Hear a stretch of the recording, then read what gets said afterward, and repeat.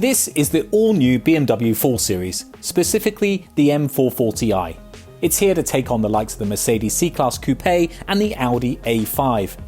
When it was revealed early in the year, it created quite a stir, but of course with any BMW, the most important question is, how does it drive? We're going to get it on the road and give the fastest 4 Series a proper grilling. Of course, just around the corner you have the M4 as well, but this is currently as good as it gets. And for the first time, this is a 4 Series with its own unique identity. The previous generation 4 Series, of course, shared the same front end with the 3 Series, but there's no mistaking this. Whichever angle you look at it, this is a brand new car. And unlike BMWs of old, this car is fitted with BMW's xDrive, which is an all-wheel drive system. But that doesn't mean to say it spoils all the fun, because this all-wheel drive system is rear-wheel bias, so it means it still feels like a BMW when you go around the corners. Traditional all-wheel drive systems are known for being a bit safe and boring, a bit dull. But this, you don't get that understeer, it just still feels playful, it still feels like a fun car to drive, which is so important when you consider the ethos of BMW.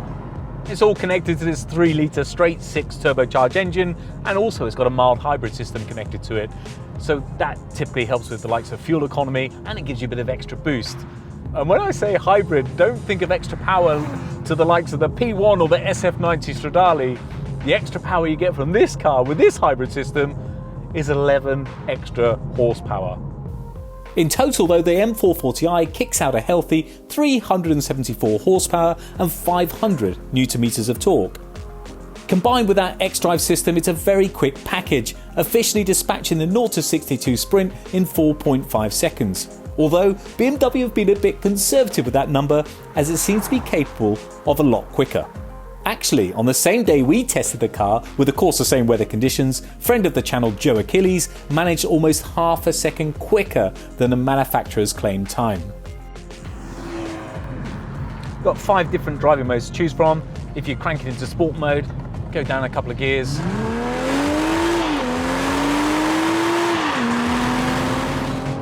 The engine note really isn't too bad at all, and I feel so sorry for manufacturers, because cars of the past used to sound so amazing with their exhaust, but of course now with all the different regulations you can't get those beautiful exhaust noises. But this isn't too bad, even though a lot of it is artificial noise from these speakers here, but I think it's acceptable.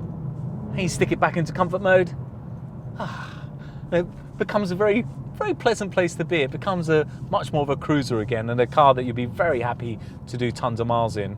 The seat's very comfortable, you've got loads of adjustment, and the interior as a whole is absolutely brilliant. Perhaps 10 years ago, BMW interiors weren't quite up there with the competition, but this is as good as anything out there. The finish is really exceptional. And like most modern cars these days, you've got these 2 big digital screens leading on your way, but this car has still got some buttons to press, which I really like.